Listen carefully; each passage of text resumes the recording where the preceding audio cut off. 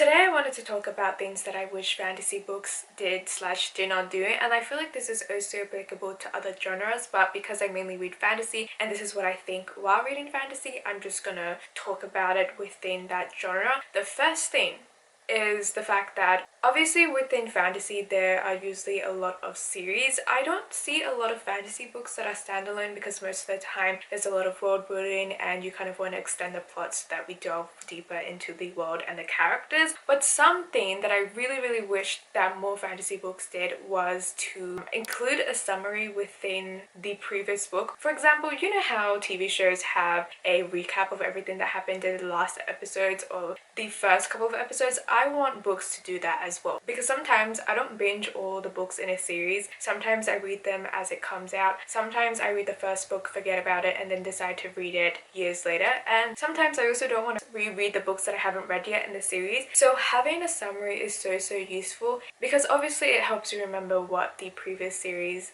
is about, but I definitely think it makes me want to read the book even more because I know that the authors are really thinking about their readers. Look, I very rarely see authors add summaries for the next books in the series, and the crazy thing is I've read Vampire Academy. I've reread that series twice, I think, and the crazy thing is Vampire Academy has summaries of the books in the series, and the reason why I'm saying it's crazy is because Vampire Academy is an urban fantasy vampire book. It's such a simple book that it honestly doesn't really need a summary. If I don't remember anything that happens in the previous books, it doesn't matter. But in more serious fantasy books that are like 500 pages thick books, I do think that they need a summary. So my next point is to have actual slow burn romance. And see, this is a little bit hard because sometimes when it comes to fantasy books, the romance can be like straight away. We instantly meet the male lead. We instantly know that, oh, he's going to be the love interest, and that there's this instant attraction between each other, and that they're probably going to end up with each other like halfway through the book. An example of this is probably Dance of Thieves. I remember a lot of people said that it was enemies to lovers, they get kidnapped together, but I swear they got together not even halfway through the book. It was like 1/4 into the book. Instantly they were kidnapped together and they were in this personal little bubble with each other, and then all of a sudden they came out of that bubble and obviously that romance broke off. But I want slow burn. I don't want them to know that they're attracted to each other. I don't want them to be attracted to each other at all. I want that to slowly form after they have created a bond with each other and after they've known each other for quite some time. Can I even give an example of a fantasy book that does have a slow burn romance? A good example I'd probably say is Percy Jackson, which that's a middle grade series. Come on, Percy Jackson has the best slow burn friends to lovers romance, and it's the little subtle hints where it shows how Percy slowly falls for Annabeth, but they don't really get together until the end of the series. Granted, they are kids, so I'm glad that they didn't get together early on. But in terms of fantasy books with the romance that have older characters, probably like 18 and up, a lot of them always do have very fast moving romance. And honestly, I just feel like sometimes it is so boring, because at that point I don't want romance between two characters. Just give me the main character and their story, or if you want to include romance, give me a slow burn romance. Okay, I'm talking about pining, angst. I want to feel something when I read their romance, not just be annoyed over the fact that they're like together and everything. That kind of brought up a point in my head about the age of characters. Look, when I was young, when I was the age of these characters, I thought, oh yes, 16-year-old saving the whole world. You know what? That's not that weird. But now that I'm an adult and I think back, would I be able to save the world as a 16-year-old?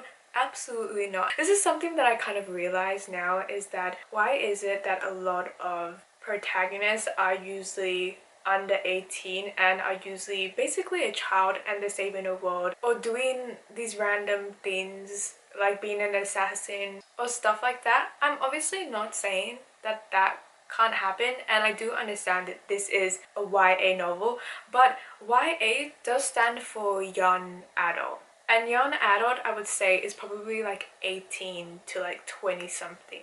A 16-year-old is not a young adult. A 17-year-old is not even a young adult. So how can that be applied to be a young adult novel if the characters are like younger than what a young adult should be? I just want more protagonists that are around the ages of 18 to like maybe 25. I don't want to read about kids who are 16-year-olds saving the world. At that point, I feel like if it is a story like that, it should be considered middle grade, but it is YA fantasy. Like the Mortal Instruments, for example, I think our main character at the beginning of the book is 15. I don't know how old she is at the end of the overall like Shadowhunter World series, but this is what I'm saying, like a YA series about a 15-year-old girl.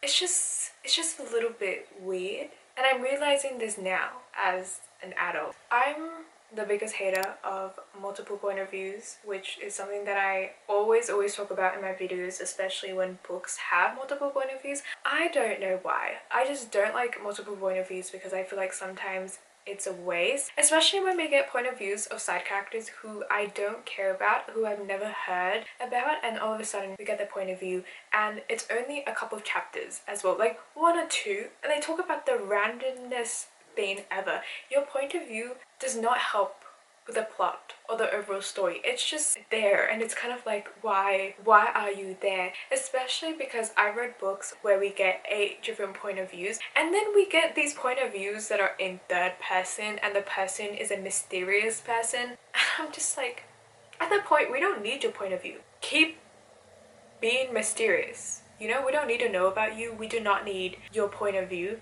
The most I can handle is probably 2, which is the 2 main protagonists. Another issue is if you do write multiple point of views, oftentimes the characters do seem kind of similar. Most of the time they don't have any strong personalities. When you have so many characters, I think it's really hard to write them well unless you really flesh out their characters and know your characters well. But then having multiple point of views, it's just really hard to create distinct personalities. You know what, it could just be my choice of fantasy books, but I think the issue is there are so many book talk books that have these men who are extremely popular, but I am sick of all the broody, tall, big men who they just say the stupidest thing. They growl, they grind their teeth together, they gnash their teeth together. Like, I'm sick of those men, and I honestly don't understand how anyone finds them attractive. If you do, that's great, but what I want in more romance books is Wendell's. If you guys have read Emily Wilde's Encyclopedia of Fairies, that guy is like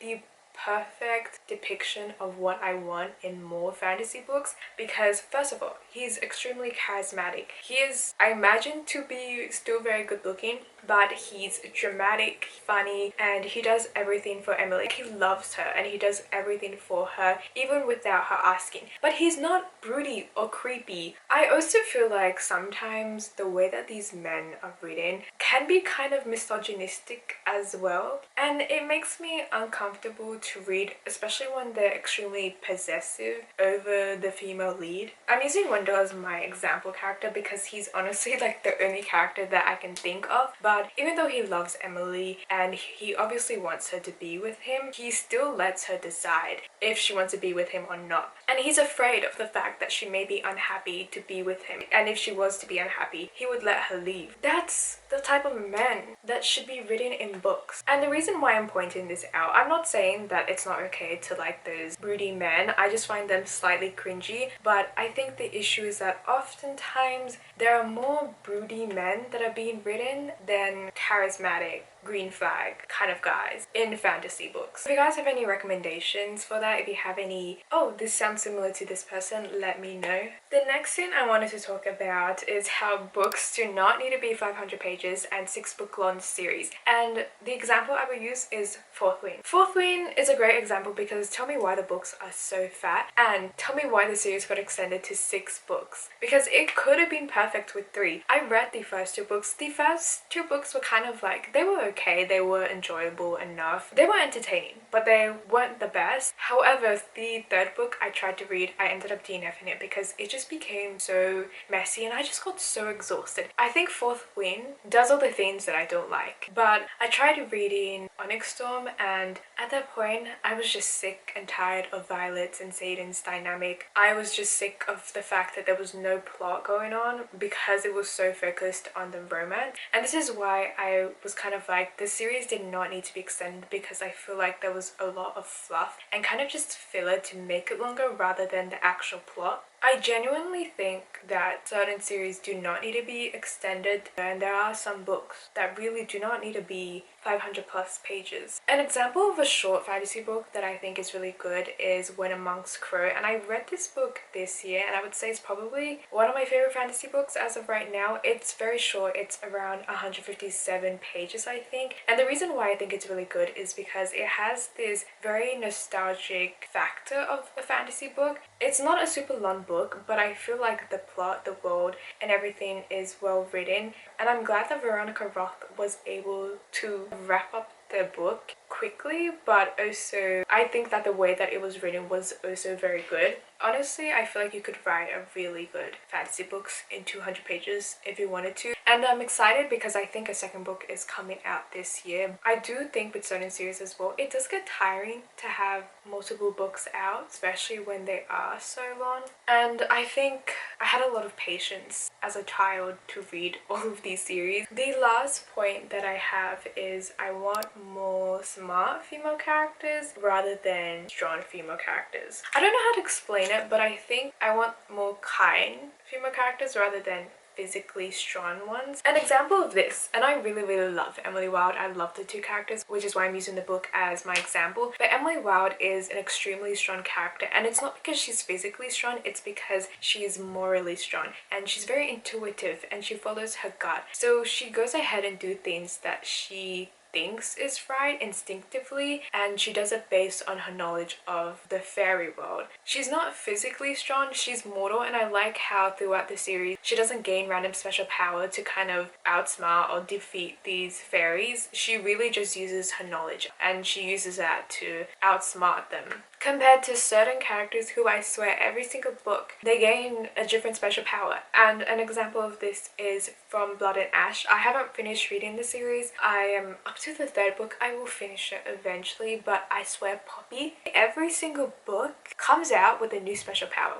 It's revealed every single book that there's something even more special about her. So Poppy, you could say, is a very strong character physically because she has all these powers to defend herself, but I love reading about the strength of female protagonists that is not based on their superpowers. But that's basically, I guess, my points of what I wish fantasy books did not do. Thank you guys for watching this video. Please like, subscribe, and all that jazz, and I will see you guys in another one. Bye!